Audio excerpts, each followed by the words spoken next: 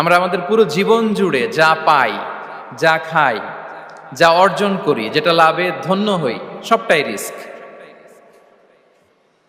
আমরা অনেকে যে বুঝি যেটা আমরা খাই, যেটা উপার্জন করি এটা রিস্ক, এটা যে একেবারেই রিস্ক নয় সেটা নয়, তবে এটা আংশিক সত্য, এটাও রিস্ক।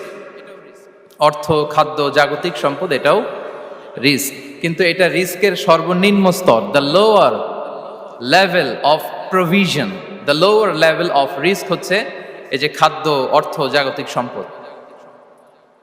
রিজিকের সর্বনিম্ন স্তর হচ্ছে এটা। আর রিজিকের সর্বোচ্চ স্তর হচ্ছে ফিটনেস। সুবহানাল্লাহ বিহামদি।